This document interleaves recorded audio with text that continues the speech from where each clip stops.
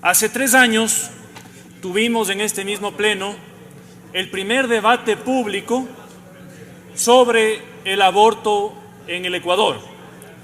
Un debate polémico, un debate divisorio, un debate complicado, pero fundamentalmente un debate democrático, que nace además, a pesar de que el aborto está contemplado en el Código Orgánico Integral Penal y en el ex Código Penal desde hace muchísimos años, que tuvo además el entorno de una sociedad ecuatoriana conectada a las redes sociales, que se acerca a los debates de la Asamblea y que participa, a diferencia de lo que pasaba hace muchísimos años. Un reto político, sin duda. Y esa discusión nació precisamente de una vertiente distinta a la que nace esta discusión hoy. Fue de una reforma planteada al Código Orgánico Integral Penal. Luego, hubo una segunda discusión en el Pleno de la Asamblea Nacional, esa vez relativa al Código de la Salud, donde se trataban de forma indirecta ciertos temas relacionados con el aborto. Lo mismo, un debate complicado, y en ese caso, a diferencia del primero, sí una aprobación de la Asamblea Nacional que luego recibió un veto total, en mi criterio correcto, del Ejecutivo. Hoy estamos en un nuevo momento, en un debate que llega al Pleno de la Asamblea Nacional luego de una sentencia de la Corte Constitucional que a su vez ordenó a la Defensoría del Pueblo que concrete esa sentencia en un proyecto de ley que a su vez sea presentado a la Asamblea Nacional para que éste lo trate y tome una decisión.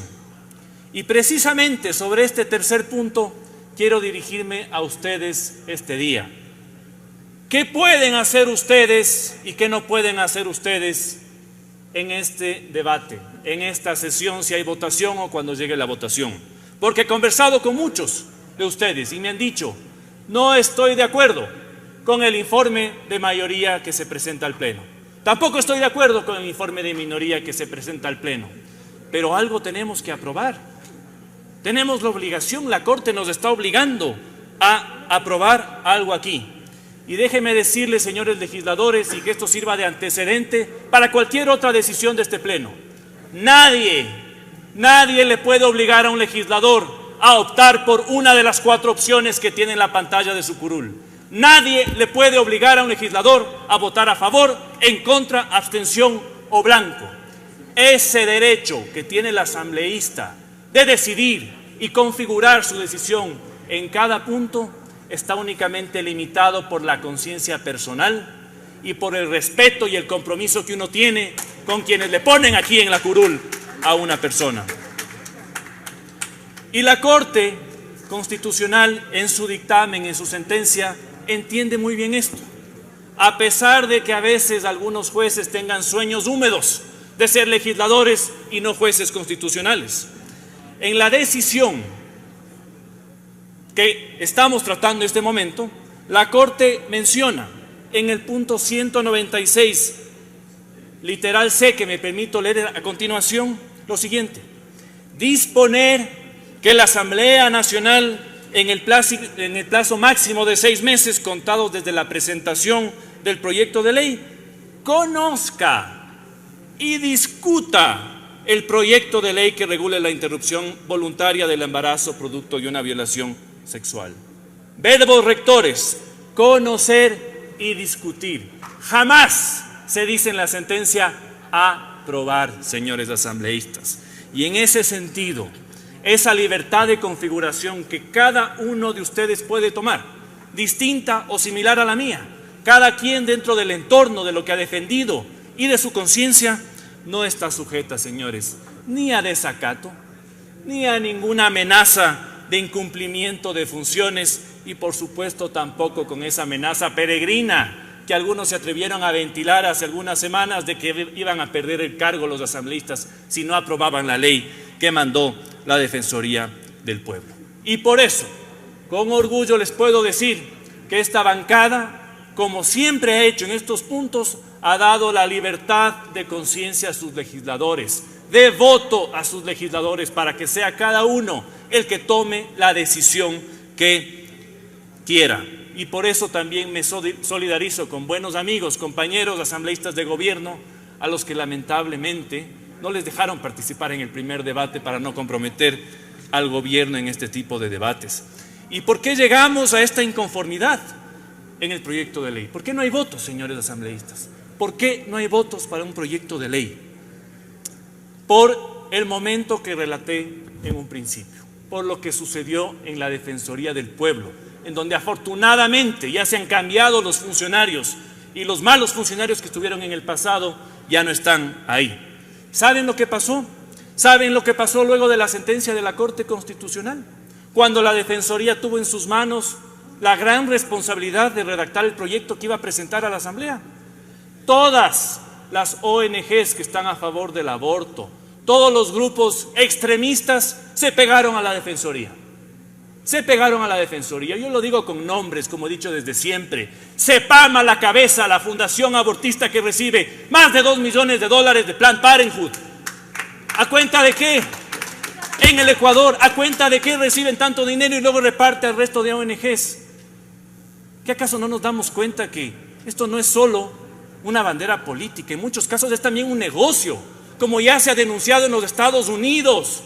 Vean ustedes una serie de decisiones judiciales, de investigaciones de la Fiscalía norteamericana contra Planned Parenthood, porque el negocio no está solo en dar apoyo o poner ya clínicas de aborto, como sucede en los Estados Unidos. Luego viene la segunda parte, la comercialización de los tejidos de los fetos. Así que aquí algunos tenemos muy claro por dónde va la pelea. Y lamentablemente, en ese momento la Defensoría del Pueblo se dejó influenciar por estos grupos extremos y produjo un texto que no tiene los votos. Y lamentablemente luego la Comisión de Justicia reprodujo ese mismo texto en el informe para primer debate,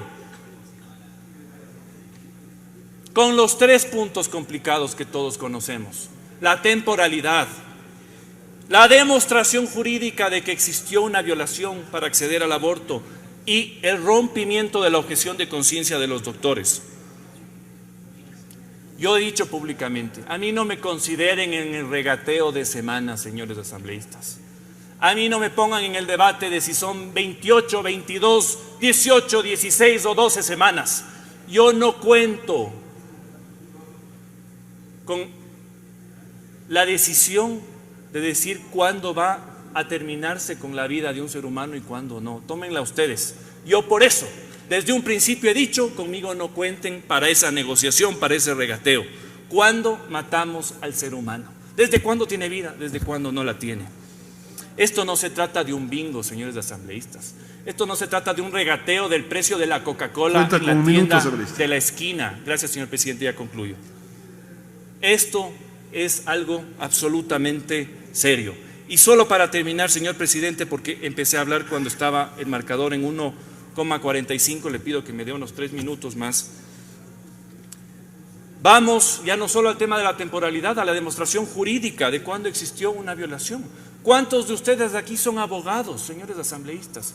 Cuando hablamos de violación estamos hablando de un delito autónomo que está presente en el Código Orgánico Integral Penal. Y aquí, para demostrar que existió una violación, únicamente se va a tener que llenar un papel, señores asambleístas, un papel en un centro médico.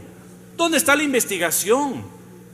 ¿Cómo vamos a impedir que los violadores, que sobre todo actúan en los entornos más cercanos y familiares, no usen esto para seguir violando a sus víctimas y salgan con las suyas? Porque no se puede denunciar absolutamente nada por parte de los doctores, por parte de los centros médicos. Cuidado, se sepa esto. Cuidado.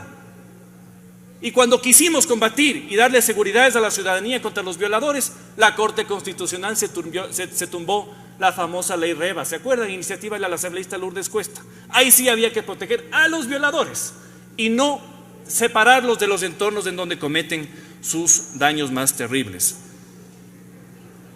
Y para terminar, señores asambleístas, el tema de la objeción de conciencia. No hay que irse mucho más allá para saber lo que va a pasar con este texto. Está sucediendo ya en Argentina con una ley similar. A todo doctor que además hizo su juramento hipocrático que decide, en vez de practicar el aborto, hacer todo lo posible para salvar las dos vidas, luego muchos grupos le persiguen. Muchos doctores han perdido sus plazas en hospitales públicos precisamente por defender las dos vidas. Así que yo no me voy a prestar tampoco para que se persiga a doctores que han jurado defender la vida y que luego son sujetos de persecución por este tipo de leyes. Y anticipo, señores asambleístas, mi voto, ni siquiera en abstención, en contra, pase lo que pase, con el informe de mayoría y con el informe de minoría. Gracias, señor presidente. Escuchamos la intervención del